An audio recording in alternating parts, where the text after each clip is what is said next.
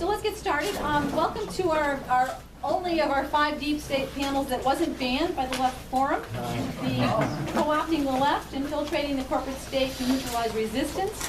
I'm Cheryl Curtiss, and I'm the host of the radio show called 9/11 Wake Up Call at the University of Hartford. And I'm one of the co-organizers of these deep state panels.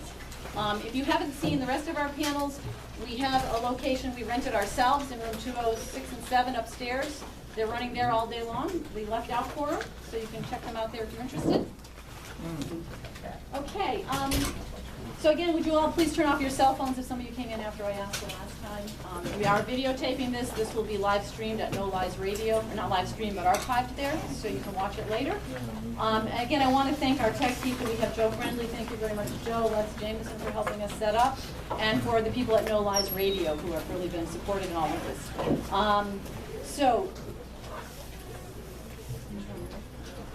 Right here. Okay, so first, before we get started, I'm just going to define the deep state for you.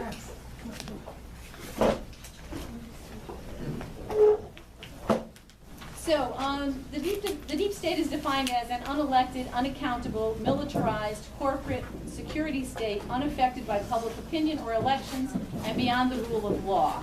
And with us today, we have 2 great panelists to share with us about left co-optation. And I'm going to introduce both of them now, and then they will speak. And after they've both spoken for about 25 minutes, we're going to have a lively Q&A, I hope. Okay? So first, Kevin Zeese. At the end, Kevin Zeese, JD, is co-director of Popular Resistance, a movement for social, economic, and environmental justice.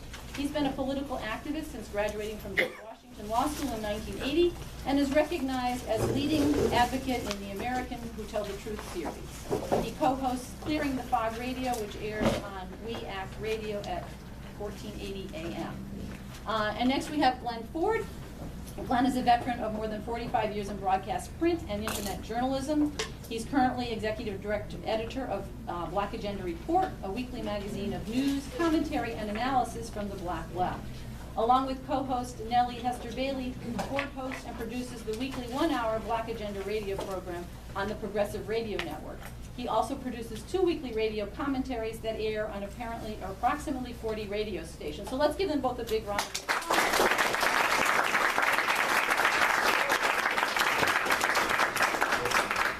Okay, thank you all very much for coming. I know people seem a little bit less energized than yesterday, but it's a long session, and I guess we're reaching the end. So, infiltration and co-optation is as American as apple pie. It's every movement faces it. I can remember on the first day of Zuccotti Park, I came up from Maryland. I live in Baltimore, and Margaret Flowers and I were coming up with the beginning of Occupy. And there was a small group of people who showed up initially, but one group that showed up right away, and we were in the back of Zuccotti Park, actually starting to head home, was that we saw an unidentified van. The van opened its door. I could see 2 uniformed cops in the front and 2 non-uniformed cops getting out with their backpacks and going into the park. So right from the first day, they were infiltrating Occupy Wall Street. And I'm sure they were actually infiltrating before that, during the planning phase. Oh. Where's your mic? It was right here. Thanks. Oh, you got it tucked in. I didn't do it. Someone put it on me. I'm just following orders. Sorry. No problem. There's another. Is that better? Let's get it right. Okay. All right. Sorry for that. But anyway, as I said, the beginning of Zuccotti Park, we immediately saw the ununiformed, undercover police going in to do their infiltration work. And so right from the beginning, I'm sure in the planning stage as well. And of course, Zuccotti Park was not alone. We were involved in Occupy Washington, D.C. at Freedom Plaza. And we remember one of our first protests was a protest against a drone exhibit in the Air and Space Museum. It was going to be a very simple protest where you go in without big fuss, get in front of the drone exhibit, and to die in front of the drone exhibit. That was the plan, very simple. But instead we had 2 right-wing infiltrators who decided a different approach. And so as we got close to the Air and Space Museum, they created a rush to the Air and Space Museum to, really scare security a bit. And the security reacted, started tear gassing, spraying people in the face and all that kind of stuff. And the next day, in one of the right-wing publications, American Spectator, the editor wrote about how he had been part of that infiltration, how he was so proud of moving the protests into a more conflict-oriented, violent-seeming event to help to undermine Occupy right from the beginning. In Oakland, California, Cop Watch actually videotaped an undercover cop going into the encampment. They got video of the police chief of Oakland talking about how they infiltrate, and that the infiltration is not just to spy and learn what the protest is up to, but also to misdirect it. And so he was very open about it, and they have videotape of it, so you can find that kind of videotape online. If you want to learn more about what I'm talking about, I'm going to be very brief about this. We've run a couple of series of articles on infiltration, both during Occupy and traditionally in the United States. And I'm going to be talking about it all now, but there are a couple articles on popularresistance.org. If you just go to Google, popularresistance.org, infiltration, you'll find these articles that give you more details. But there were reports all over the country during Occupy of protester police infiltrators. And what they were doing was being basically monitoring us, learning the weaknesses in the group, and causing disruption and chaos. And we saw it at General Assemblies, a very common place for infiltration and disruption. And really, a General Assembly was like an invitation to infiltrators. Open to anybody. Come on in. We'll hear your views. And if the police, and what the police did was they monitored what was going on. They got to see what the characteristic of the assembly was, who the kind of players were, and how you could play on their issues. And then they would come in and infiltrate the assembly. They have people in different parts of the assembly. So one person says blah, blah, blah, blah, blah. It's, oh yeah, blah, blah, that's a great idea. And so you're having this complete takeover. And they were very effective at it. And that got to be very problematic. We also found very common attacks were on media. Social media is another great invitation for infiltration and co-optation, because anyone can participate and they all have an equal voice. And so it's another new avenue, and Facebook in particular is an incredible tool for finding out about people and learning. By the way, if you go to Popular Resistance and Google Facebook CIA, you'll be amazed to see how much CIA money went into helping create Facebook.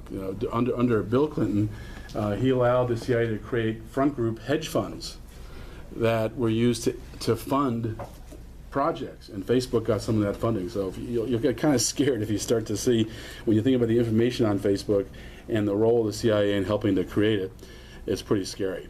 Another common thing was conflicts over money. That was a great area of creating conflict in the Occupy encampments, claiming we need transparency. There were all sorts of personal need fights. I need a Metro card to get to the meetings. That was a major focus at OWS General Assemblies late in the game, and spent a lot of time debating those kinds of issues. And then there were also false occupies, like Van Jones's Rebuild the Dream, trying to occupy, and really trying to pull us into the Democratic Party. And I was really pleased to see that there was resistance to that in many occupies across the country. They did not want to become the Tea Party and join like they joined the Republican Party and become part of the Democratic Party. And there's good reasons for that, because the Tea Party and the Republicans basically agree. They basically have the same agenda. Tea Party just does it a little more strenuously. And we don't have the same agenda as the Democratic Party. We're not a Wall Street and war party. Advocacy group. We oppose domination of Wall Street. We oppose the imperialism of the United States and the never-ending wars in the United States. So it's very hard for us to go into the Democratic Party, because we want a totally different political approach. And so it's not the same as the Tea Party. And so we resisted that, and that was good to see. But beyond Occupy, this kind of infiltration is U.S. history. It's hard to think of any political movement that has not been infiltrated.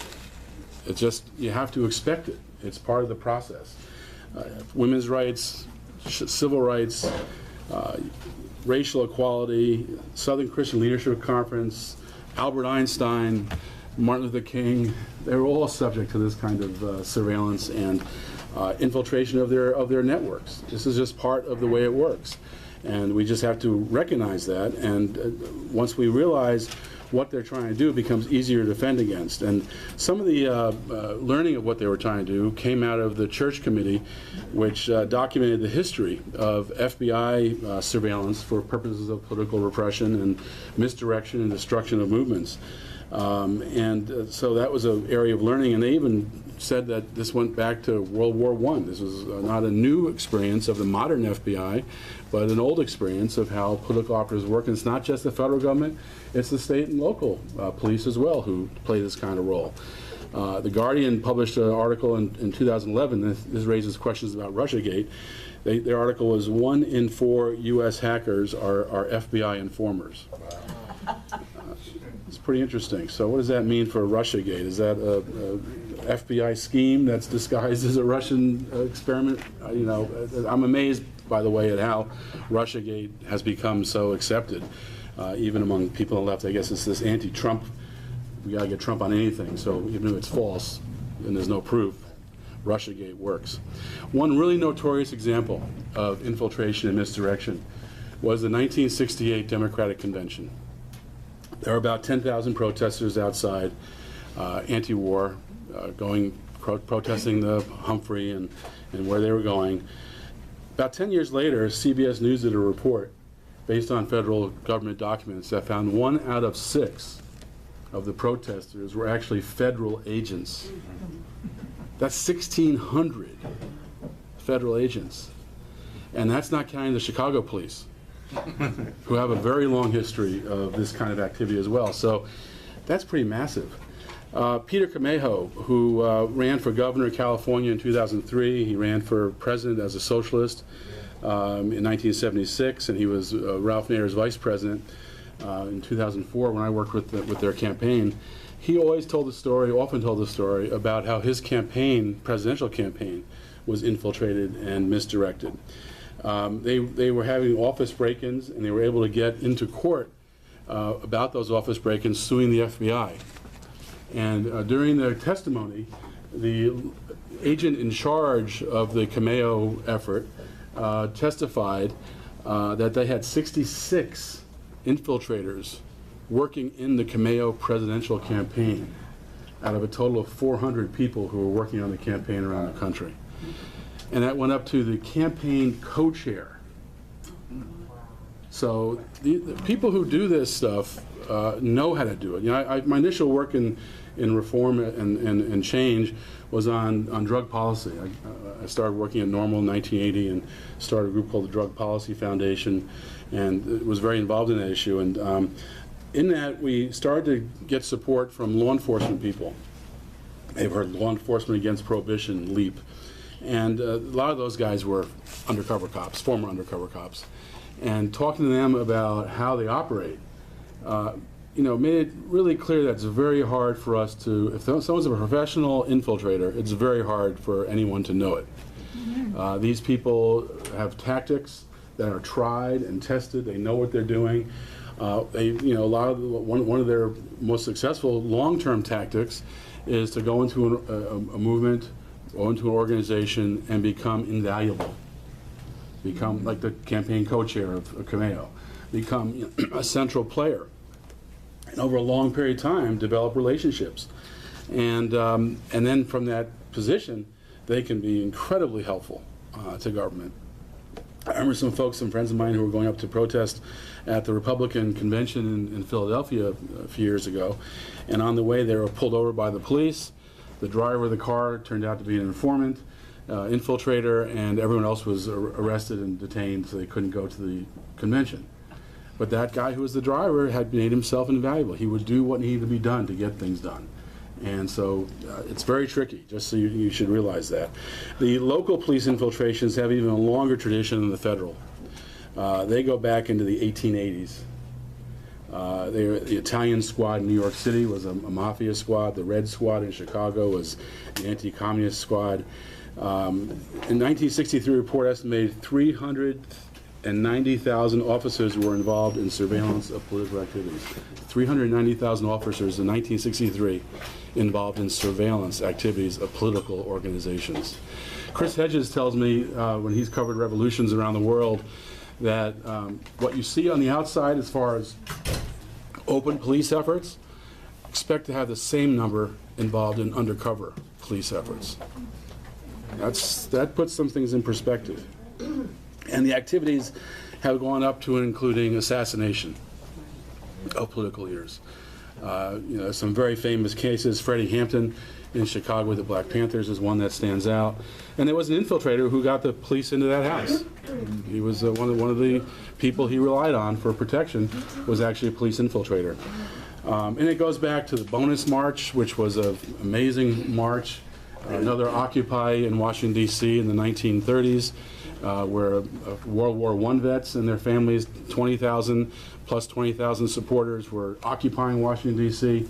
Police and military were totally ingrained into that as well, so they knew what was going on. And even one of the more aggressive efforts of infiltration was Resurrection City, which was part of the Poor People's Campaign. They occupied Washington, D.C. for 4 months, and they had layers and layers from military, local police, Federal Park Service, monitors around the encampment, audio and videotaping. So they were totally on top of what Resurrection City was up to. And what are the goals? According to a report on COINTELPRO, which COINTELPRO was the FBI program that was supposedly stopped in 1976. I think it continues under different names now. But their goals, they said, were to create a negative public image for protest groups, surveil activists, and then release personal information that to the public to undermine them, and sometimes, of course, even false personal information. They want to break down the internal organization, create conflicts by having agents exasperate racial tensions, or sending anonymous letters from one member of the organization out, and then showing that anonymous letter, to other colleagues that create that fake letter that create conflicts. Chaos is their goal, to divide and control. They restrict access to public resources by pressuring members of the nonprofit industrial complex to not provide support, to stay away, criticize, show that kind of division between the nonprofit community and the radicals who are taking action. And they also restricted goal was to restrict the ability to organize through agents promoting violence, property destruction, challenging the police, attacking the police. We saw that in Occupy as well. We had people who definitely tried to, line up less experienced activists when we were being threatened with eviction, getting less experienced activists prepared to stand up to the police and have a conflict with them when they came, which of course wasn't our strategy. We had a kind of more sophisticated approach and ended up staying on Freedom Plaza for something like 4 months. And they restricted the abilities to work in group activities with character assassination. They'd even do false arrests and to make someone look bad, and we saw that with Occupy as well. It was interesting with Occupy, with the FBI approach, was they didn't go after leaders that much, except in character assassination. When it came to actual arrests, they went after people who were kind of fringe, people who had some alcoholism or other troubled issues that they could get to and manipulate. And when they arrested those kind of people, trapping them into a plot to blow up a bridge or some nonsense that they had no capacity to do, it would be a strike on the whole movement. Look, they're terrorists. They're planning on blowing up a bridge. But they would pick people who they knew they could manipulate with drugs, alcohol, sex, whatever was necessary. And so it's interesting to see how that tactic changed from going after leaders to going after the fringe that they could use to embarrass the movement. So lots of techniques used, and as I said, Facebook is one to look at as a new. They have so many more tools now than they did in the COINTELPRO area, with NSA surveillance, with social media, with Facebook. I mean, so much information on Facebook is incredible. They almost don't need to actually infiltrate to find most things out. Of course, sometimes we do use a security culture, I'll talk about in a second, to try to minimize the key issues not being known by the police. So what is the goal? A really interesting, I think, window into the goals of these infiltrators, to how they co-opt us and control us, is some leaked documents from Stratfor. Stratfor is a corporate intelligence agency. And the document essentially develops a strategy of divide and rule in a very sophisticated way. Divide and conquer. They divide movements into 4 groups. They're the radicals, they're the idealists, the realists, and the opportunists. The radicals, idealists, the realists, and the opportunists. And the goal of their strategy is to isolate the radicals, make them the fringe, not allow them to pull the other categories to them. They can divide us from the rest, and each group that they can divide, it makes it stronger. But they can get the 3 other groups away from the radicals, they can really ensure a movement accomplishes nothing. Where's our literature that breaks it down into those categories? What's that? Where are you quoting from? That comes from Stratfor documents. And if you go again to Popular Resistance, just Google Popular Resistance, how corporations control movements, you'll find an article, a couple of articles that go into detail about this much more than I'm going to be able to do today. But opportunists are obviously an easy group. They are looking for a chance to be inside and meet with members of Congress, or be inside and meet with the president, and or get a job at CNN like Van Jones has, or you get paid, make money off this. And opportunists are easy. Realists are also relatively easy. Politics is the art of compromise. Don't seek what you really need. Seek what you can get. In fact, I saw Obama was quoted about his experience as a so-called community organizer. That was his strategy as a community organizer, was not to seek what he wanted, but to seek what he could get. And I think that's the realist approach that really is easy to deal with. The idealists are kind of a swing one. They can be pulled into those other 2 categories if the momentum goes that way. And I think a really great example of co-option of a movement was the fight over Obamacare, the Affordable Care Act. The nonprofit industrial complex in Washington really supported single payer. They've been saying it, their constituents wanted it, that's what they really wanted. But what happened was, through massive contributions, they were able to pull that whole nonprofit community to support the ACA. Sometimes they use the public option as a way to look. You can get that. You can get as a kind of the worm that you can go for, which was an inadequate worm to begin with and wouldn't have worked. We know from previous experience about public options, it actually does not work. It actually helps the insurance industry because it relieves them of people who need health care. They just get to get the people who have money and don't need health care. That's what they want. That's how insurance works. But this was a great example because the true single-payer community stayed strong in advocating, but they had no resources. While these dozens of members of the nonprofit industrial complex got tens of millions of dollars, literally tens of millions of dollars, to split between them to fight for the Obamacare law. And it was also beyond that, they were heavily controlled. They would meet once a week with the White House, near the White House, at a hotel. Jim Messina, who at that time was a member of the leadership inside the White House, working with Rahm Emanuel and those kinds of folks, later on became the campaign manager for Obama in his second run, and is one of the people helping Theresa May right now in the UK in her run against Corbyn. Jim Messina would hold these meetings and tell the nonprofits what they could do and what they couldn't do, what the target was this week, what they couldn't say, and when it got to really intense times, they would bring funders to those meetings as well. Not a very subtle message, but a pretty strong message to make sure they stayed in line and did their job. And so I think that's a really key example, and they couldn't have done it without dividing us. If the single payer movement had stayed united, and the people who had always supported single payer stayed with that issue, and the nonprofit community stayed with the radicals, we would have had a very strong movement of movements to push for a real solution. And I think we could have gotten it. It was amazing how far we got without that kind of unity, and how far we were able to get a single payer bill onto the floor of the Senate, Bernie Sanders' bill. And that was the first time ever that a single-payer bill was on the Senate. He introduced a bill that would be a substitute amendment, replace Obamacare with single-payer. Harry Reid skipped over it. This was right near Christmas. They were ready to take winter break, and they were already behind schedule, and so they really were upset that Sanders did this. And so Reid skipped over it. They were in order, you know. And so we did a protest that day, the next day, where we had cutout bodies, like, you know, dead body kind of police cutouts with the numbers of people dying because of lack of health and access in each state. And we went from room to room, and some senators got pretty upset with us. They well, you upset my staff with that, yeah, blah, blah, blah. But we got to Harry Reid's office, and by then we had a photographer, professional photographer from Getty and CNN following us.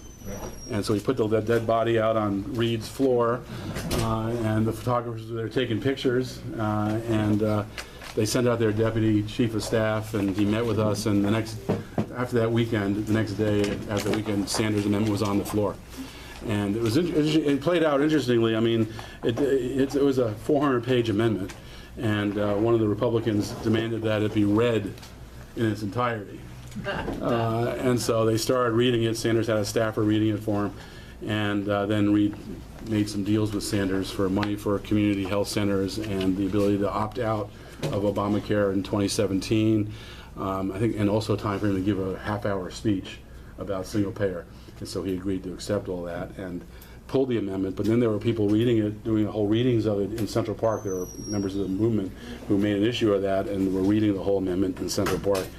But this is a key thing, this division. The reason why we won the TPP was because they didn't succeed in dividing us. We had labor, environmental, food, you know, anti-corporate, all sorts of, it was a movement of movements that stayed united to fight the Trans-Pacific Partnership, and that's how we won.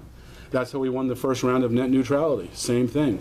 We had the radicals and the reformers all together fighting for net neutrality. We're trying to duplicate that now with this current fight, which is a much tougher fight. But being united like that and not letting their divide and conquer strategy rule really is one of the most important steps we could take. And then we've seen the opposite. You know, Sierra Club, for example, was taking money from the gas industry during the time when frack gas was just getting to be an issue, and they had this campaign, you know, called the Clean Sky Initiative, which favored gas as a step toward clean energy. Totally, it turned out to be, I don't know if they knew it at the time, but I think they must have known it because it seems pretty obvious that gas is not a clean energy. Methane is actually more of a climate-destroying gas than carbon is, and there's always leaks in these methane drilling operations and in these frack gas pipelines. They stopped taking the money, by the way. They got a lot of public outcry for that, but at the time it really helped to let frack gas become an industry, really put its roots down. And that was another great opportunity, you know, for Sierra Club. They got a lot of money, and that divided the movement on fracking. It's since united and has become a pretty good, strong movement. We've got it banned in Maryland. You had a good fight with Cuomo here in New York, and so there is now a pretty strong movement. So, and one way they isolate the radicals, by the way, is also with false arrests or arrests on minor or charges. Like, I think Julian Assange is a great example of that. Those charges now have been, the investigation has been stopped. They initially, they interviewed Assange initially. The prosecutors decide not to pursue it. Then a political prosecutor took it over, restarted the investigation, and we know the rest of the story. And finally, just recently, they decided not to pursue it any further.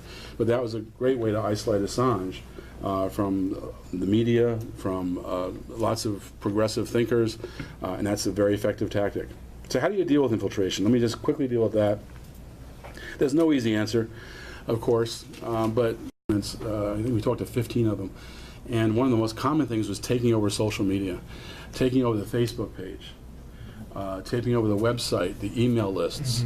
And, in Arizona, they deleted all these videos of police abuse and police arrests that were going to be used in people's defense. They got disappeared. In Lancaster, Pennsylvania, they put out emails saying the opposite of what people want to do. We're talking about they talk about when the police come, we'll go willingly, we'll obey. And others wanted to actually stay and risk arrest and and make an issue of their being evicted.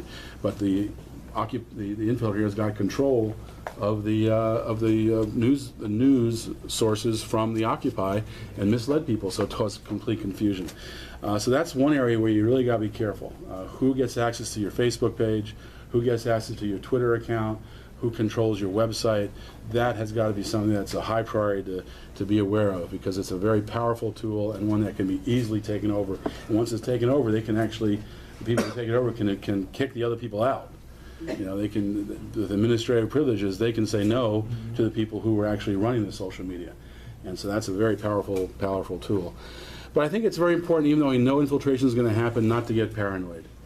There are a number of different things you can do about how to deal with it. And one of them is to be somewhat transparent. Most of the stuff that we do, even though it's illegal, and violates various trespass rules or other minor laws, is not a big threat, and we can pull it off if the police know about it. And often they don't even want to stop us. One of the first times I was arrested was in the medical marijuana protest during the Ashcroft era, and we had planned to chain ourselves to the Department of Justice doors protesting Ashcroft's attack on medical marijuana, even though states are legalizing it. And so we all had pictures of a patient on our chest, and we had lock boxes that we were going to lock ourselves to the doors, and all these plans. And after it was over, one of the cops started getting friendly, and he was telling me how they actually knew about what we were up to. And he even said, we even knew when you guys had car troubles that morning that you were going to be late.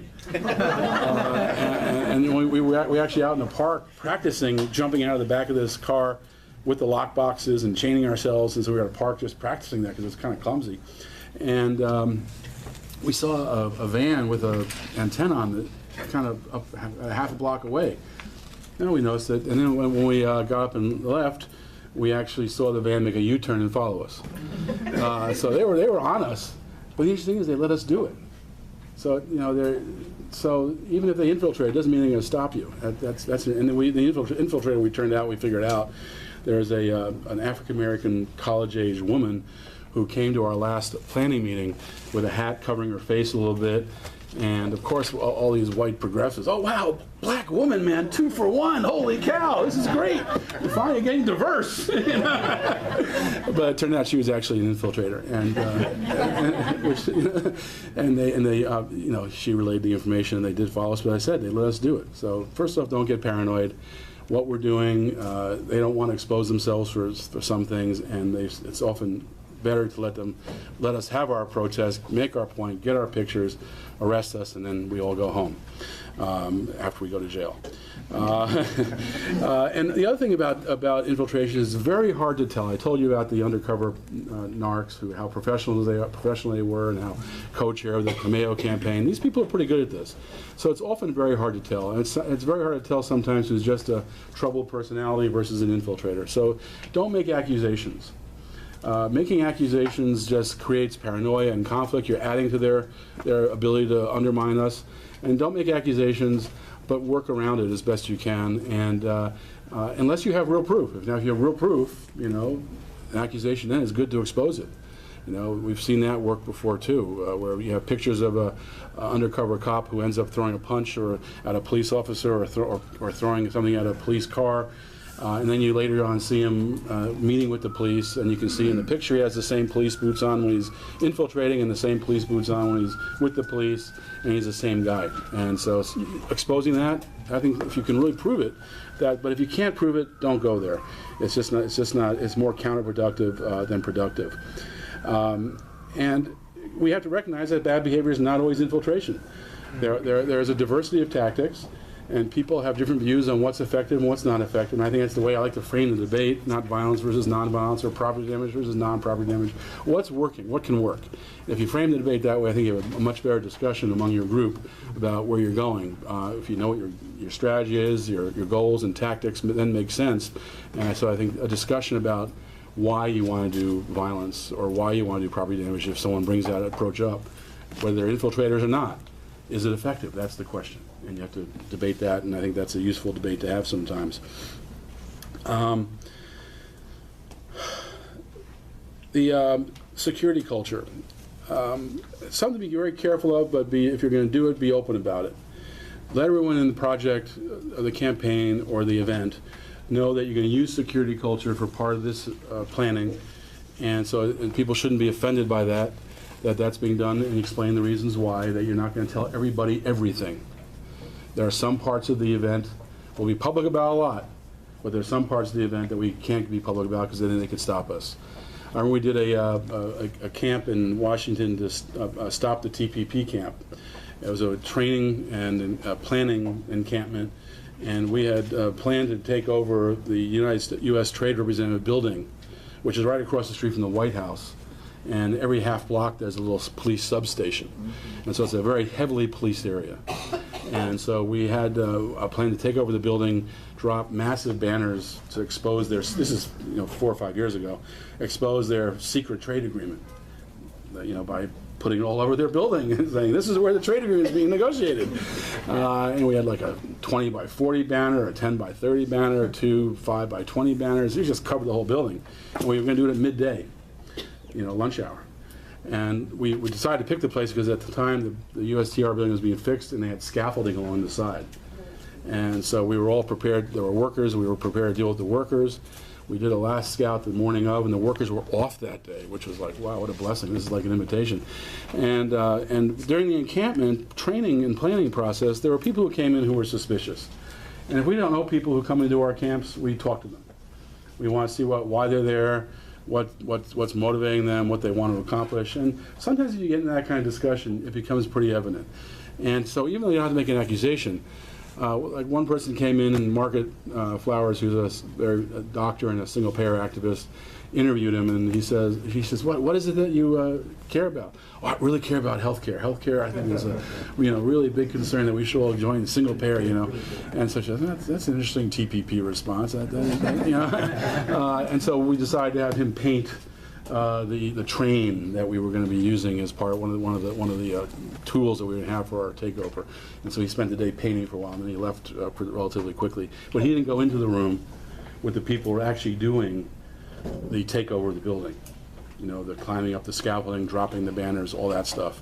And I think just that little bit of, so everyone was very freely involved, keeping busy, doing lots of stuff, but a small group of about 10 to 12 people who were actually involved in that part of what was going on, that was a group we knew everybody in. That was a group that we had total confidence in who was part of it. And even people who were staying the night, working all weekend, didn't necessarily know what was going on. So I think security culture is a tool, and I think one that we should use, but again, cautiously, because we don't want to create paranoia. And the nothing to hide approach should be the first tactic, I think. We have nothing to hide. What we're doing is right. We're on the right side of this issue. We're going to do the right thing. And that no one's going to get hurt, no property damage, not a big problem. So let's just be open about it and invite people to it. And so when you know their tactics, it really helps. You know they want to divide us. We know they want to take over our social media. We know they want to put out false stories. If you start to know that stuff, it makes it easier. Now, sometimes it comes to a point where a movement gets so polluted by infiltrators who create division and chaos among the group that you have to just leave and start over. I mean, we are not there for an organization. We're not there for a particular protest. This is a long-term effort of change. And so it's okay to say, that's just not working anymore. Let's leave it and start something new. And so we've had to do that, at times. And that's something that's happened, again, we know people involved in other movements in other decades who've gone through that and walked away as well. At a certain point, you just got to face it and start fresh. And there's nothing wrong with that. And so don't feel attached to a particular organization or a particular tactical activity. So that's the situation we face, and that's how we've faced it. I look forward to hearing other people's experiences, because I know that this is not what we've experienced is common, and I'm sure other people have had experience that will help us all better deal with this very difficult and challenging problem. Thank you all very much.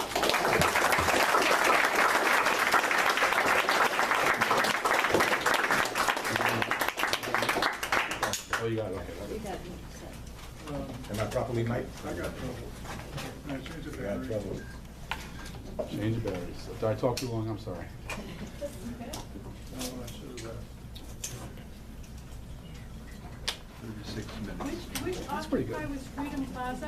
Which Occupy? That was downtown, across the street from the Marriott, and, on Pennsylvania Avenue. You could see Congress from it, and the Treasury Building and White House on the other end. It was a cement-based plaza. So we actually, when we first saw that, we thought, oh my God, we're on cement? But it actually turned out to be great. It worked out really well. You could really clean it. We had a kitchen that was inspected by the health department, did better than most restaurants. And as far as cleanliness goes, I think the only demerit we got was because one bag of recycling was not tightly shut. That was our only demerit. But our kitchen staff cleaned up that area every night, and it was amazing. And everyone had mattresses to sleep on, so cement didn't make a difference. But being on dirt, like the McPherson, that was much tougher when it rained. It was really tough, and rats, and hard to clean the floor, and much more challenging. So we ended up, cement actually worked out pretty well. Ready to go? Well, power to the people.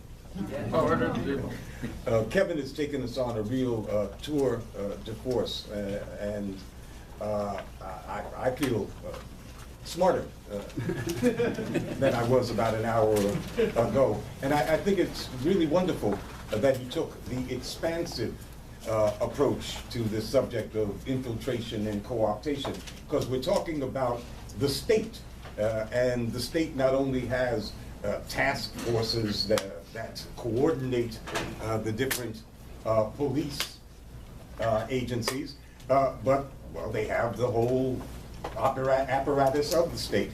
And in terms of the missions of the state has many missions. The state mission, overall mission, is to control society. So there are many missions and many actors all coming under the state. But I think if we look at infiltration and co-optation in an expanded kind of way, the way Kevin was doing, we have to talk about what the hell is the state. People will use the term deep state a lot these days, and it itself is a heavy discussion. What is the corporate media? Is the corporate media, for example, just a subject to manipulation by the state? You know, we used to talk about the CIA's infiltration of the corporate media, and people would produce lists, usually coming from the CIA itself, of the co-opted, suborned columnists, for example, not just in the United States, but journalists around the world who had been co-opted, were on the payroll of the CIA. And then we had to talk not just about individual journalists, but the larger structures, corporate structures of lobbying, and how they shaped the coverage of the corporate media and made the corporate media actually an organ of either the state or the people who control the state. And that is, of course, a question. But I think in the current era, with the near unanimity of the corporate media in the war party's camp and in the leading the charge against Russia, and therefore the charge for war, which is consistent with folks who are in the state and want to solidify their control of the state. We could be talking about the corporate media as a wholly owned and operated organ of a deep state. And sometimes these differences between deep state and ruling class and the state itself in terms of agencies that are part of the line item budget are really not politically important distinctions. Mm-hmm. So I think it is important that we take this expansive approach to infiltration and co-optation. And I think that should include state manipulation of organizations and movements that we abhor, not just the ones that we think are in general on our side or are our movement organizations. And I'm talking about these takfiris, the spawn of the world's first international jihadist network, created by the United States and the Saudis and the Pakistanis in Afghanistan almost 40 years ago. There, of course, have always been jihadists, but there was never an international jihadist network until the billions of dollars that were committed by the CIA and the Saudis and their special ideological contribution, and the role of the Pakistanis. So has the international jihadist network been co-opted, infiltrated by the United States? Could one even use those terms in terms of by the Saudis? That doesn't even make sense. Or are we talking about this jihadist network being an organ of U.S. imperialism? But if we're saying that, then what about the ideological component? That is not something manufactured in any U.S. institution. So it's a broad and complicated and complex subject. In terms of infiltration and co-optation by invitation, and I think that's the subject when you were talking about the Occupy movement. And of course, Van Jones is the most celebrated co-optor. But the Occupy movement initiated its own infiltration, if you will. And I remember very, very well, because I was party to the conversations at the beginning, when they invited, they were going to expand this to include more black folks, all right? And white folks, as usual, don't have a good list when they decide they are going to expand. And so the call went out to Reverend Ben Chavis. I mean, he was recruited actively because I was called to say, to ask, what do you think about us approaching Reverend Ben Chavis? And I said, Reverend Ben Chavis, for what? To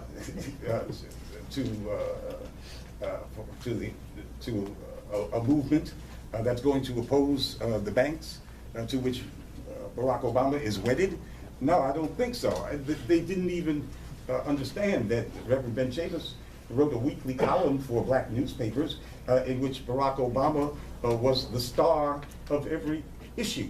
But they went out and recruited Chavis, who became one of the key actors in Occupy the Dream, which shared the stage with the rest of the Occupy movement. Was that an active infiltration and co-optation by the bankers, et cetera? No, it was by invitation. So the seeds of co-optation and infiltration can sometimes be found right inside the movement itself. When we talk, and Kevin, of course, touched on this, the FBI and other elements of the intelligence apparatuses campaign to entrap poor Muslims and non-Muslims in the so-called, these manufactured terror schemes. It is not just the entrapment, but the infiltration that precedes, that is necessary for the entrapment that we should be massive, of course, infiltration of not just Muslim communities, but poor communities in general. So infiltration and entrapment are part of the standard secret police state operations.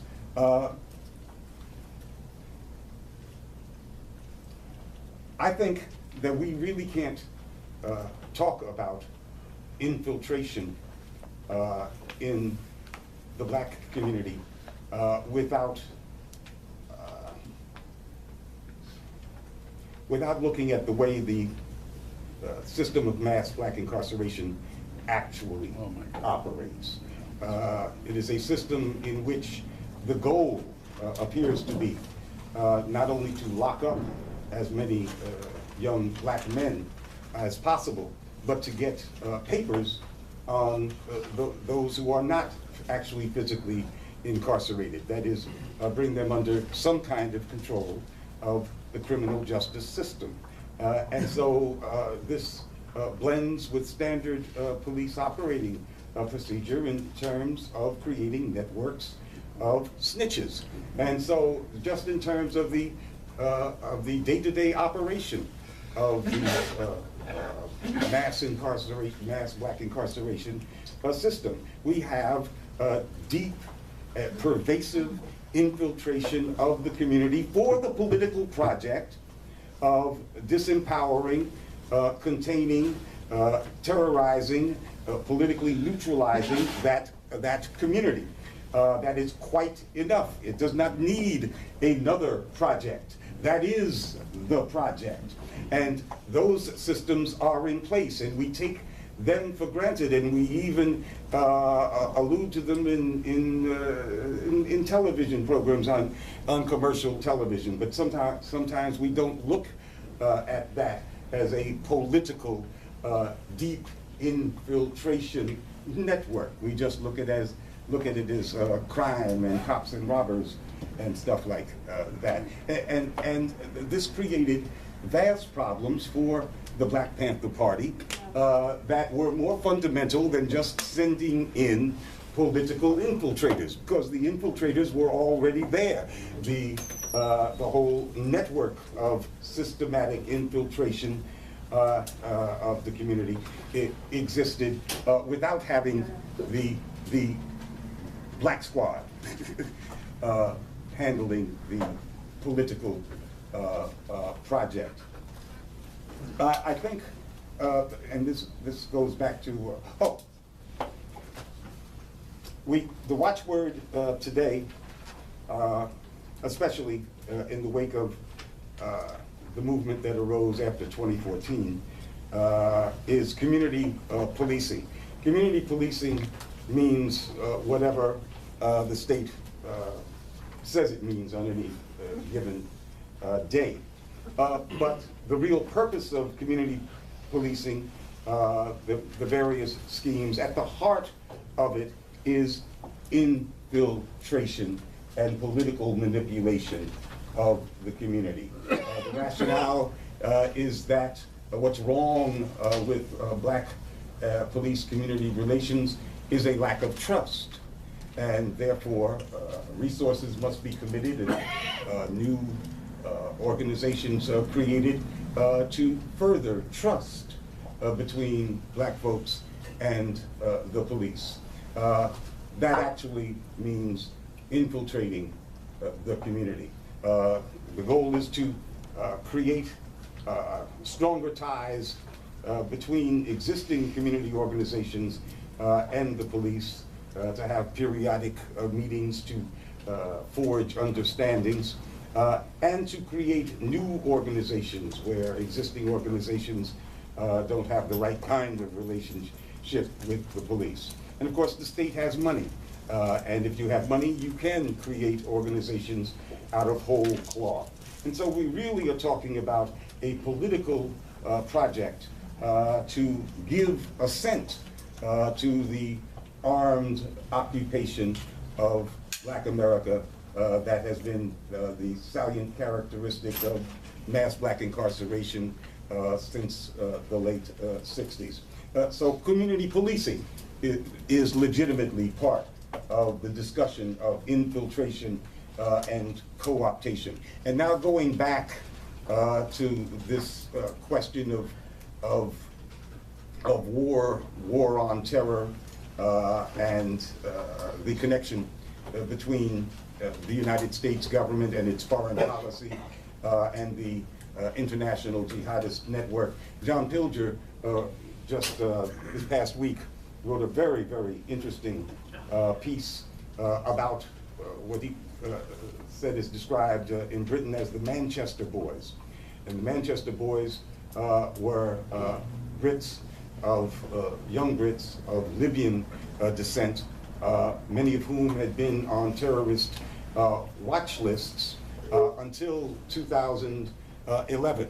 When they were on these terrorist watch lists, their travel was restricted. Some of them had their passports pulled. Everybody knew that the eye of the state was on them. Then in 2011, this great offensive began, an offensive that we're still in the midst of with the assault on Libya. And all of a sudden, the Manchester Boys, who were so dangerous that they were not allowed to travel, many of them, found no trouble traveling at all. And their passports were totally in order. And hundreds more like them, so that they could travel to Libya to be part of the jihadist army that NATO was acting as an air force for, and then on to Syria. So, were the Manchester Boys co-opted? Were they part of an infiltration? You see, these are large questions that aren't answered just with the standard agent and agent provocateur way of looking at these questions. It's part of the larger picture. Thank you.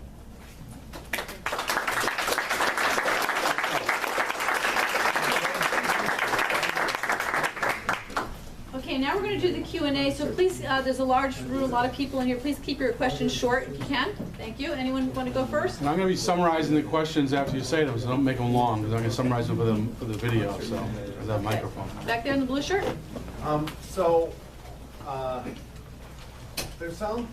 Infiltration sounds to have some real problems with the right to assemble. Has there ever been a case in statutory law upholding the right to assemble in opposition to this kind of infiltration? That's a really interesting question. Does anyone have an answer? I mean, what you're asking basically, is that kind of infiltration illegal because it's violating people's constitutional rights? And there have been, like in Washington, D.C., there have been pushes to end this kind of infiltration by the D.C. police. The D.C. police claim they don't do it anymore, but we've seen that they do. So all we get when we push on that is it being pushed more deeply undercover and harder to find. But I don't see them giving it up. I don't see any court saying they have to give it up. I haven't seen any decision of that sort yet. I think it's a great argument to make. Okay, thank you. Irving? Yeah, hi. Question for Kevin. How did you find out that the African American woman was actually an infiltrator, number one? In which one? The one, the case you had to show that the African Oh, American. one, right, yeah. And in terms of cooptation, could you explain, elaborate the role of nonprofits and foundations in controlling the mass So the question is, what's the role of nonprofits in co-optation, and how they, what role they play, and then also the question about the last-minute visitor to our final meeting, the black woman who we suspect was the infiltrator. What happened actually, what made us lead to her was after the meeting was over, we started talking amongst ourselves as to everyone who talked to her, to see what she had said on who she knew and why she was there. We got inconsistent stories. And so it became clear she was making it up as she was going along. But we didn't realize that until after he'd already been arrested the next day. So it was going back and looking at that. I think the nonprofit community is a very complicated question.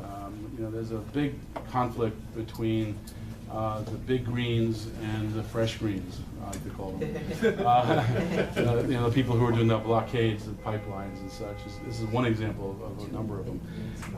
And you know, the big greens get a lot of corporate money. We saw there's a half dozen big greens who endorsed NAFTA and were on the verge of endorsing TPP. And luckily the toxic political poison of TPP got too big for them to do it. And so we do see that kind of constant conflict on key issues. I mentioned in the healthcare debate how lots of groups, dozens of groups, who had historically supported single payer, switched sides in order to say, because it's the best you can get is insurance-based healthcare, so it'll be universal, and have access and get money, and that totally divided the movement, prevented us from really having a strong fight back from the left for single payer and against the insurance domination. And there's big funders who will, I've heard stories from people who get that kind of money, who will give the money freely the first year, let you build up your infrastructure, hire people, expand your office, have this ongoing overhead cost, and then in the next year, start to put conditions on it. So after you've gotten yourself into this situation, then you're stuck with people who are depending on their rent and their mortgage, and you have a lease to pay, and it's, you're stuck. So that's a key tactic that you see used. I know I was involved a long time ago in the 90s, before George Soros had the Open Society Fund. He was interested in the drug issue, and I was working on drug policy. And we had a group called Drug Policy Foundation. And our biggest donor, who had been the largest commodity broker in U.S. history and had a libertarian view on drug policy, and had been given something like $500,000 a year or something, and we were trying to build up the grassroots base to match that. But he then had a turnaround in his income, and was only making tens of millions of dollars a year, around hundreds of millions. And so he wanted to back out, and then George Soros came on the scene. And Soros was interesting. I mean, really, it was interesting dealing with him. He wasn't as notorious then, but he probably should have been. What he did was he invited us over to his house for dinner and had a debate in front of him between legalizers and prohibitionists. So we brought in some of the best prohibitionists, some of the best legalizers. We got to debate in front of George Soros. So we got to help him think through what he wanted to do, which was pretty interesting. And so then Ira Glasser, was the head of the ACLU at the time, said to Soros, if you're going to support legalization, you should fund it. Give these guys $25,000 to write a proposal for you. That's to us. Write a proposal to you to fund a legalization movement. So he gave us $25,000 to write a proposal. And so we did this whole long proposal about how we're going to change the world on drug policy, change the mindset of people, and change the political culture, all sorts of polling and focus groups and protests and legislation and referendums, all sorts of stuff. And about 6 months into it, Soros invited us over to his house for breakfast. We came up and had breakfast at his house. And he says, I'm just not ready to support legalization. I'm busy with lots of things. I can't think it through. I don't want to make the mistake the DEA makes and have unintended consequences. So I can't commit to that. And he says, plus you guys don't have any big names or anything. You don't have any senators, or you have no big business people. I'll be getting in first. And I interrupted and I said, well, George, that's because most people like you, they get afraid to take on this controversial issue. It's a third rail political issue, and most people get to this point like you do, and they chicken out. And and then he said, well, what I would support that would not cause trouble. He said, I do this a lot in my European funding. Like I'll support a cancer center or a glaucoma clinic, and then they'll give me a foot in the door to make my political arguments and funding. And he said, I would support, efforts at harm reduction, to reduce the harm from drugs, treatment programs, needle exchange, overall harm reduction, methadone, easy access to methadone, that kind of thing. And so he said, well, I said, that would be great, but that's probably going to cost you even more, because then you're talking about clinics and staff, and it's a whole different ballgame. So he had us do a proposal on that, and he did finally give money for that, and that became a grant program, and he gradually moved toward being a legalizer. My experience, though, was I didn't last very long in that organization once we got Soros funding. Soros wanted to bring his own person in to direct it, and so we were going to have a triumvirate, me and the academic who co-founded the organization with me. And Soros had called me at one point and said, I'm ready to support this, but I don't trust your colleague. I think he's not capable of, he was reaching 65, 75 years old. He wasn't as aggressive, and he really wanted to keep it small and control it, and I wanted a large, big movement. And so we did have Soros did notice a conflict between us, which was interesting. And rather than joining Soros and attacking my colleague, I defended my colleague, which was probably my mistake. I was loyal. And by the time we worked through the getting the money, I had to keep explaining to my partner why Soros didn't trust him. So it put me in a very uncomfortable position to explain that. So by the time we actually got the money, and it was a triumvirate, it was a 2-to-1 against me triumvirate. And so I was quickly knocked out of that. I came in one morning early, and they were in the room having a meeting with some guy I didn't know about, and I came in and sat down, and I said, "You're not supposed to be here, Kevin." I said, "Why not?" He said, "Well, we'll tell you later." And so I was ushered, and the guy who was there meeting with was the guy who was going to find me my new job. He was like some corporate headhunter type, and I was going to be the CEO or something. But anyway, so I didn't get very much time under Soros, but the reality is Soros did make a tremendous difference in the marijuana movement. Him and a few other people did fund voter initiatives. And now there's lots of conflicts and problems with that, because when you do voter initiatives, you have to do what the voters will vote for, not what you necessarily want. So it's going to be a very commercialized marijuana market. There's rumors that somehow Soros is going to profit from that commercialized market. I don't know. But that's my experience with Soros and his co-opting kind of effort. Yeah. Yes, you. Yeah, I just have a question. If you're in an organization and you have a hunch, or you would like to know, because there's a lot of problems in there, you'd like to know the extent to which it's infiltrated, or the extent to which it's real. Have you ever had any success with Freedom of Information Act requests? No. The question was, do FOIA requests, Freedom of Information requests, help us find out who the informants are so we can understand how infiltrated we are? There's a law enforcement exception to ongoing investigations to FOIA that pretty much blocks you from finding that out. And it's a slow process, so by the time you got through the process, most likely the moment in the movement will be over. And so it'd be too slow, and they have too many exceptions. Okay, right there? Yeah. In this highly surveilled culture that we live in, where young people, and I'm saying that from the point of view of an older person, seem to have less understanding or respect for the need for privacy, what is to be learned from the COINTELPRO program and how disruptive it was to political organizations? Meaning consensus-based groups that have affinity groups that may work in dialectic with the consensus. The question was, what do we do with, what can we tell young people about the COINTEL program and how it disrupted movements, and how do we deal with affinity groups that may be working in opposition to what the consensus of the group is? Very tough question. I mean, I do think people, when they hear the story I told you today, you know, about how movements have been infiltrated and what that has meant as far as numbers of infiltrators, and 1 out of 6 in Camayo's campaign, 1 out of 6 in the 1968 protest, how widespread it is.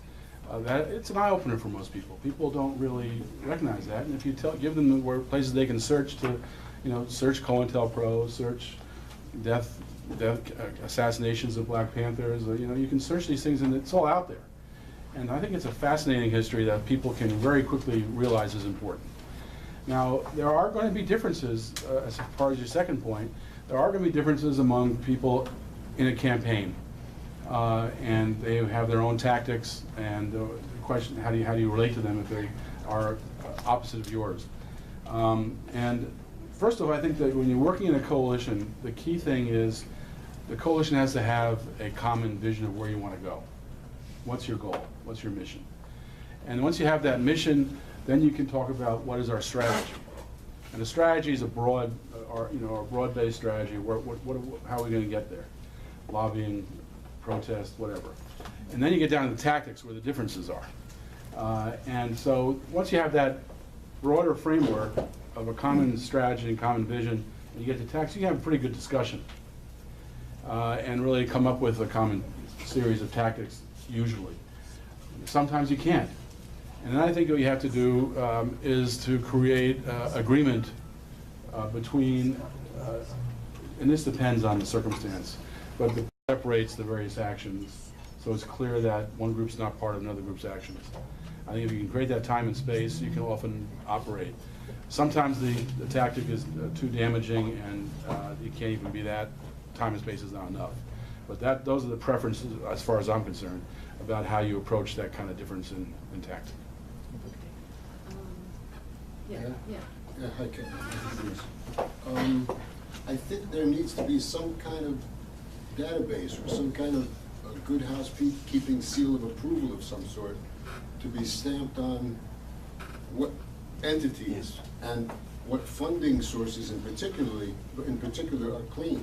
Because, I mean, anyone who gets money from the Ford Foundation, for example, I remember the National Student Association. The Ford Foundation was one of the original conduits for the CIA to corrupt anything after World War II. And it was 100% successful, and it still is today. Now, I know they also do some good stuff, but at the end of the day, you have to, it's enough for people to understand this brief lesson that I had back in the 80s. And so, does anything exist to help people, especially young people, know who are the good guys and who are the bad guys who they're hanging out with? So the question was about creating a database, which I think would be great, but very difficult task, and some history of the Ford Foundation, which is, I think the Ford Foundation is an interesting story by itself, in its role in directing movements, and I think we can learn a lot from that history. And that's a whole nother, you do an hour lecture on that. But I don't know of any database like that. You know, even when I think if we thought about popular resistance, doing a list of trusted advocacy groups, it gets very hard. It gets very hard because there's a mix. Even groups that we have suspicion with, we work with them in coalitions. You know, I'll work with Democrats. That's saying a lot. But you know, that's part of the reality of getting things done politically. You have to have a broad coalition. And so you start to make a list of this group's bad, that group's not, I think you're causing more problems than you solve. So I don't see that. And I guess the same is probably true of foundations too.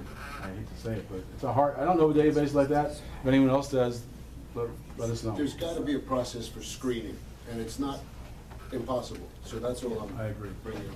No, we do need databases. Well, we need all the information we can get, and then we decide what we do with the information. Right. We need the information to have the conversation. The Ford Foundation is one of the organizations that together has contributed millions of dollars to what's broadly called the Black Lives Matter movement. Now, and so of course the conversation would be what will the political impact on that movement be? One does not know, but the first article that I ever wrote in long form for a magazine was in 1975 for Essence magazine, and the title was "The Revolution Will Not Be Subsidized." And it was about these organizations, the residue of the 60s movement, who had become dependent in the late 60s and the early 70s on money from what we used to call the God Box. The God Box was that building on the Upper West Side where the mainstream Protestant churches are headquartered, and that was the box from which some large amounts of money in the late 60s was from those churches, and it's a matter of political interpretation as to whether that infusion of money, what impact that infusion of money had on the political behavior of the organizations. But what definitely unfolded was that when the God Box fathers and mothers decided that black liberation was no longer in vogue, but Native Americans and ecology were, these black organizations were cut off, and having become dependent, had forgotten how not to be, and they withered and they died. Thus, the revolution will not be subsidized. And so we know what happened last time, and we have to be speaking of these large donations from the Ford Foundation and others to Black Lives Matter with that kind of history in mind. Right here? Yeah, can you speak on the occasion when leadership needs to speak directly and publicly about its would-be opponents? I'm thinking of the example of a demonstration when I was a student that we wanted to have as many people come to. And somebody said, oh, it's time to break some windows. And the person in charge said, well, that's fine for Halloween, you know, but this is, you know, this is serious. And how important is that kind of, you know, direct challenge to that, you know, kind of opposition, or, you know, how do you deal with that? It can be hard. I mean, especially, a lot depends on the structure of your movement, too.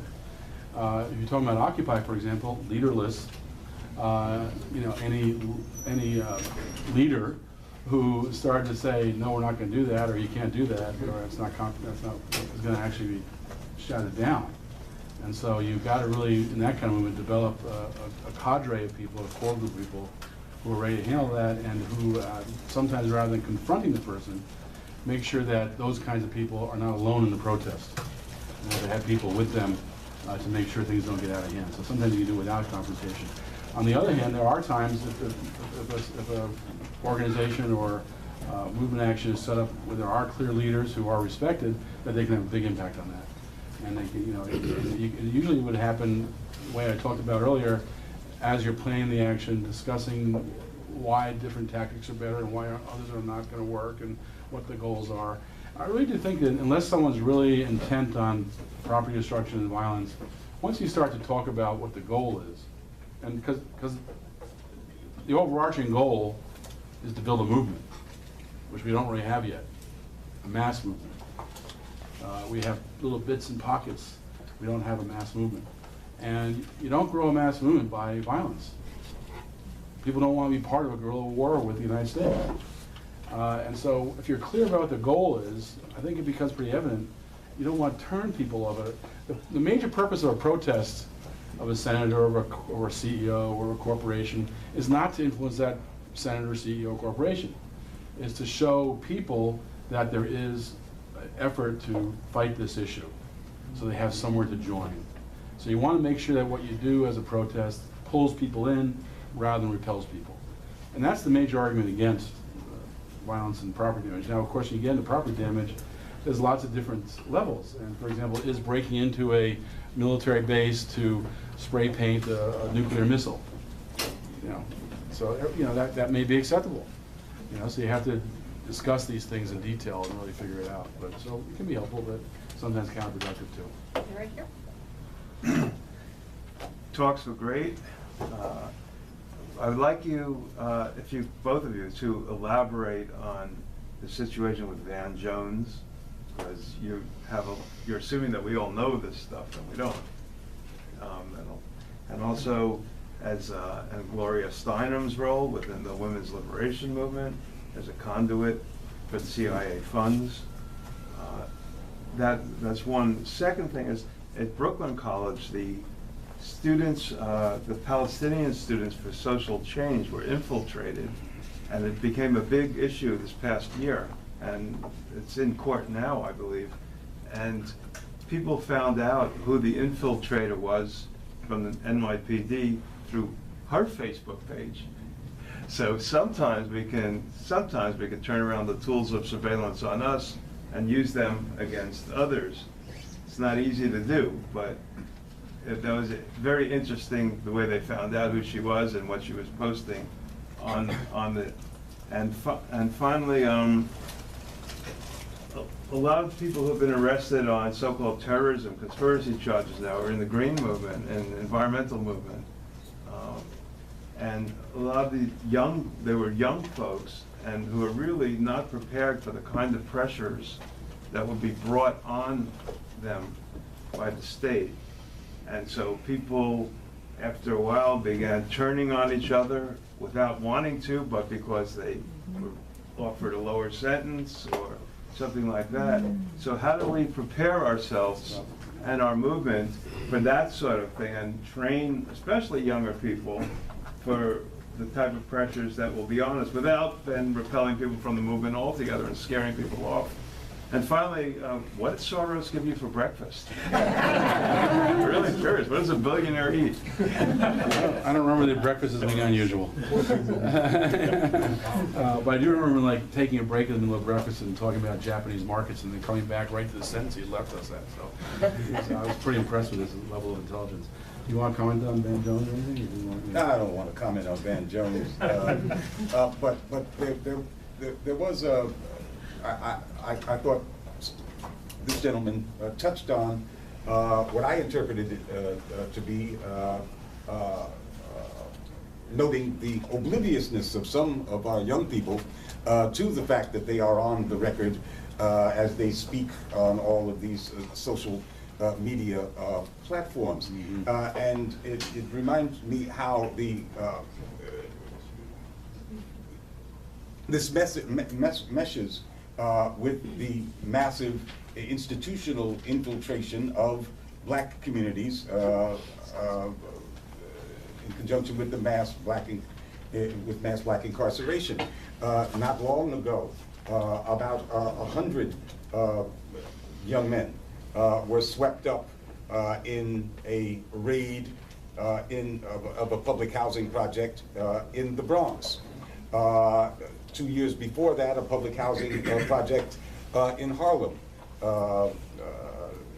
underwent a similar raid with a similar number of people arrested on felony RICO charges, conspiracy charges, and the conspiracy charges were based upon their conversations, the conversations of these young people in Facebook.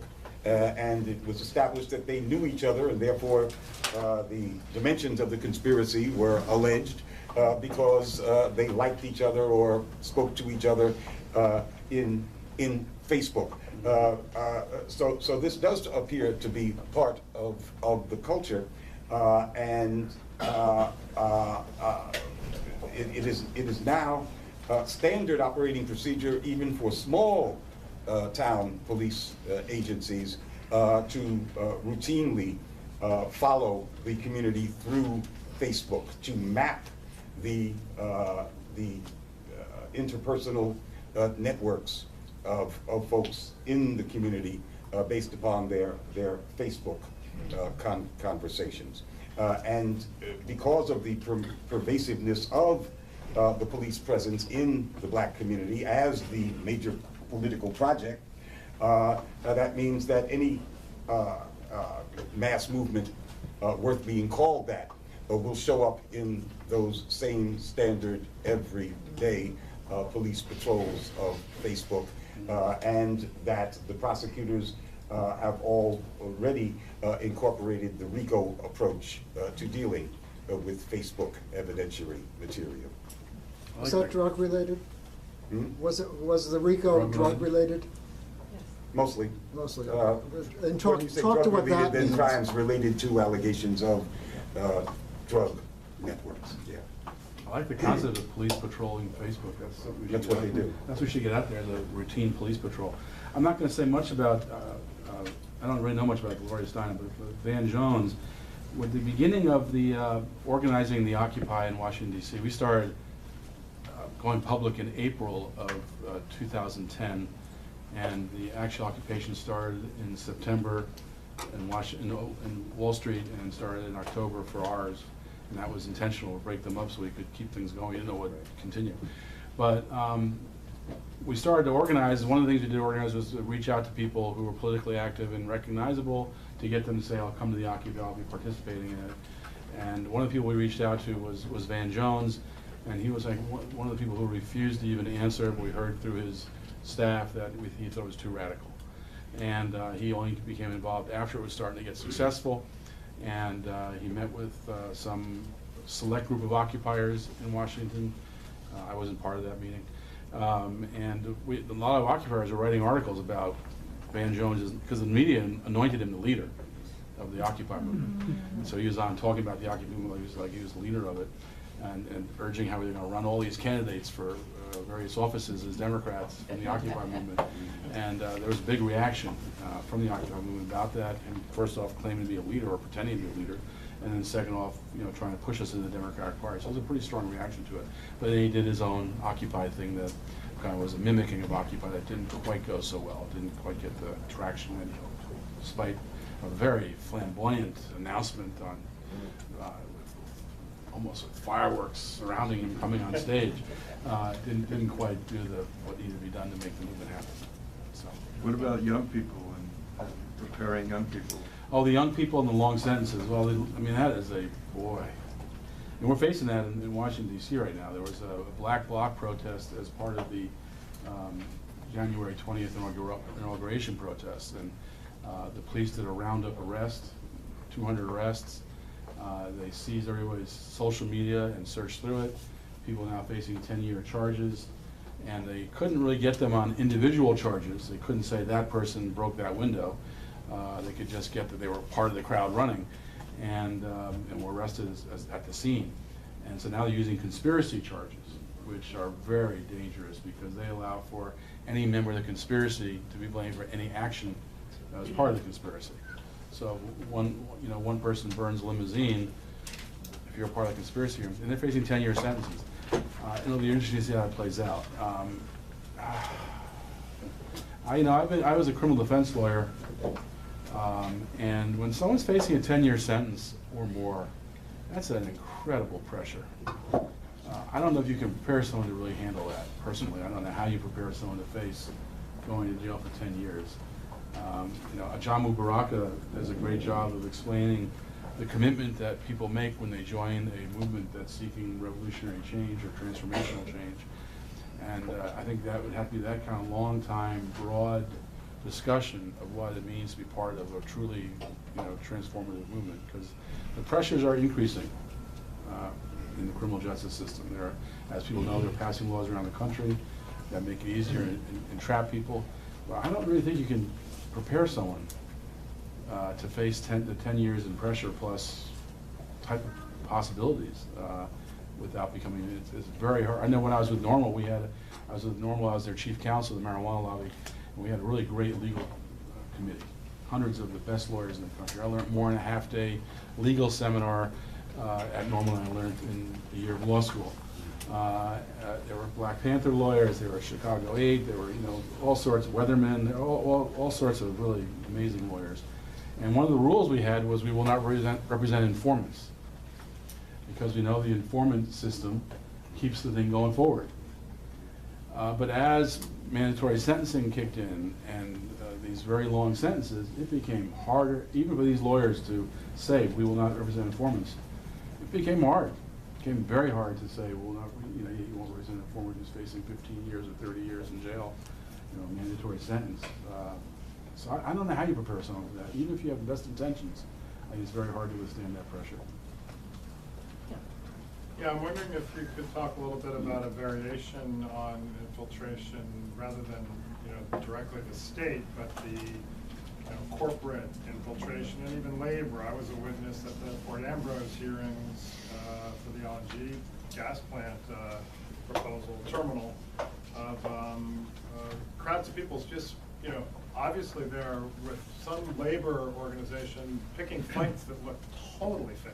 Like just totally fake, picking fights with the activist speakers sort of on the sidelines, maybe trying to get a little attention. And also another type of infiltration, quasi-infiltration, at a anti-TPP rally in Pelham.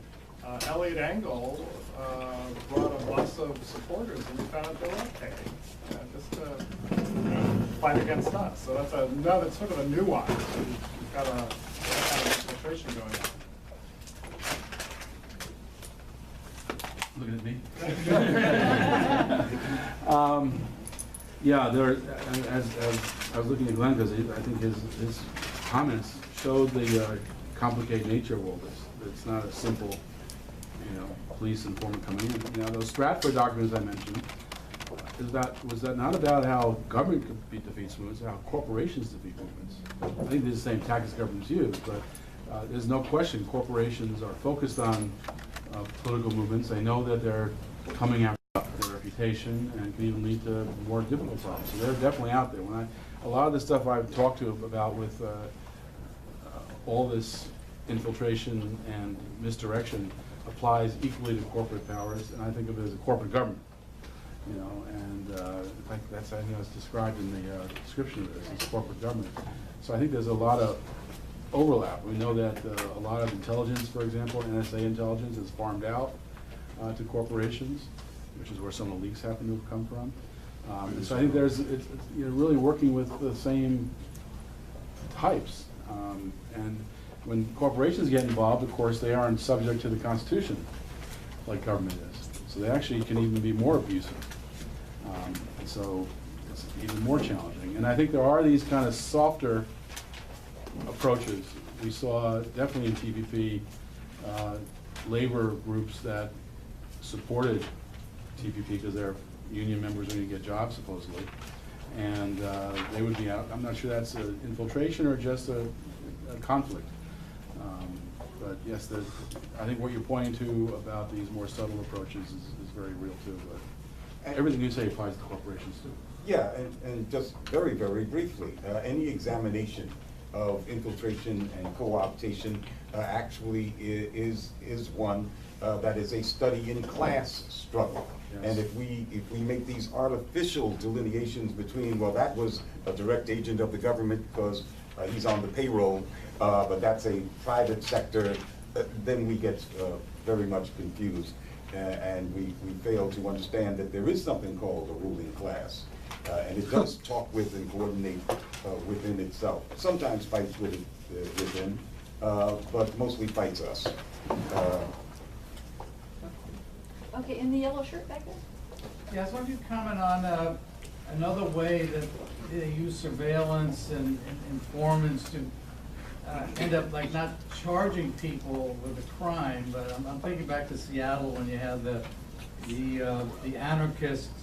It was about 4 years ago, and they went to the federal building, they broke windows and stuff like that. But they had like 6 people who actually, I don't even think they actually did not even participate in it, but through the media or informants, they knew their names and somehow they knew they were anarchists and might have known some of these people, and they called them before the grand jury. And of course, knowing that they're anarchists, they refused to answer questions, so they got them on contempt. And they could have been in prison for 18 months. They eventually got let out after 6 or 7 or 8 months because they weren't going to talk. But that's another way that they can get you if they know your political bent and they have your name and they know you're not going to talk. They don't even have to charge you with anything. I'll just repeat it for the camera. I think your comment stands on its own.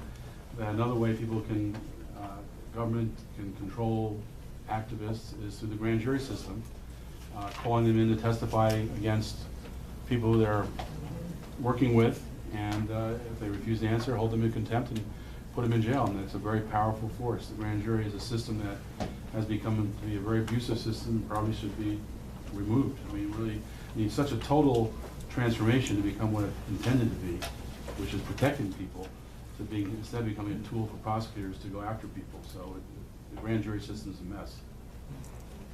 Okay. Back there? Yes. How connected is the infiltration or co-optation strategies and tactics applied in Latin America in countries such as Cuba, Venezuela, Puerto Rico, Ecuador? And the tactics and strategies that are applied here in the US, are they different? Are they, do they have something in common? Are they manuals? That one. I've never been subjected to, that I know of, to repression by any of those governments, so I can't respond. The only thing I would respond would be that it's well known that the U.S. trains a lot of military, security state, and foreign leaders in those countries, and trains them on torture tactics and other enforcement tactics. So I expect there to be a lot of similarity. the only thing I'd add to that would be that, so much of what this is about when you get to foreign countries is U.S. regime change, imperialist kind of things. And the interesting co-option there is through U.S. AID and National Endowment for Democracy and the National Republican Institute and U.S. funding of civil society. The U.S. spent literally billions of dollars in the Ukraine to create civil society organizations that would challenge the government. And that was part of the coup that ousted elected people who were leaning toward Russia and putting in place people who were really U.S. puppets. And it's amazing how closely tied the Ukrainian leadership is to the United States. And they're seeing the same thing in Venezuela. Some of these countries around the world are actually now forbidding USAID and NED and the National Republican Institute from being involved in funding things in their country because it's such a big problem. That's a form of co-option as well, to create a whole social movement in a country to help with regime change. So I'm going to take only 2 more questions, but before I do, because you'll all be running out the door after them, I just want to remind you all that we have in our left out forum, the band panels are in room 207, 206 upstairs, and there's one at 2 o'clock called False Flags, Stage Scripted Mass PSYOP Events, and then at 4 o'clock we have the 9/11 Truth one with, we're going to have Richard Gage on there, Barbara Honegger, Kevin Barrett, about 9/11, so they're all upstairs. Okay. Upstairs in the old building, by the way, not this building. Yeah, you'll go across the atrium and up there, and I Do you have have any flyers. extras? I have flyers. So, yeah, your question? This kind of relates to regime change, but it seems organizations that the left used to consider completely trustworthy are morphing and fulfilling a different function, like Amnesty International. Oh, yeah, great So point. if you could talk a little about that and their role in fostering pro-imperialist policy. His question was about Amnesty International and organizations that used to be ones that we trusted that have morphed and we can no longer trust. And we've written a lot about Amnesty International and Human Rights Watch on popular resistance. If you look up those issues tied to our website, you'll see a number of stories about it. Human Rights Watch in particular, I think, is the one that's been most investigated, and the funding sources, lots of Wall Street funding sources. Soros has always been a major funder with Human Rights Watch. And then if you look at some of the reports they put out, especially on places like Venezuela, really amazingly false reporting on what's going on in Venezuela. So that's one of the problems. Someone asked about database earlier. That's one of the problems about database too, is that nothing is stagnant. Organizations change. They get new leadership, they get new funders, they get new staff, and you have to look at things fresh. And I think that, just like with news, you have to look at a variety of sources to find the truth. When it comes to human rights now, it's very hard to trust Amnesty International or Human Rights Watch on every issue. Sometimes they're good, sometimes often they're not. So you have to look for alternative sources to confirm or deny what they're saying. Yes, and both those organizations were virulently anti-Soviet, and we tend to forget that. So they are born out of the Cold War, and they have never been objective organizations. The biggest, I wouldn't call this a flaw, this is the structural reality in these organizations that makes them, in fact, pro-imperialist, is that neither one of them believes it has a mandate or even a right to indict the countries that the country that initiates aggressive war. Right. And so it simply weighs the different war crimes that are committed by various participants and does so selectively. But the greatest crime, that is aggressive war, goes unindicted.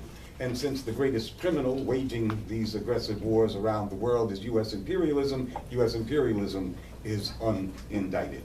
And that's at the heart of their approach to their job. Yeah, we had Amnesty International on our radio show, Clearing the Fog Radio, and I was amazed at how they would not take a position.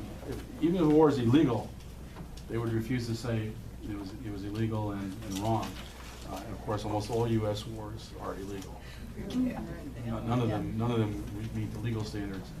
So that's pretty interesting. And then what they do is they want to be able to weigh whether human rights are being violated in the war. So that's their very hard to defend position when it comes to war. And also, just one, I know we're running out of time. Human rights and war has become kind of a warped thing too. How many humanitarian wars? Yeah. Now, the idea of destroying a village to save it from Vietnam has become kind of the policy of the United States, or at least the wing of the war parties in the United States. I'm sorry, we're out of time. Let's give our two great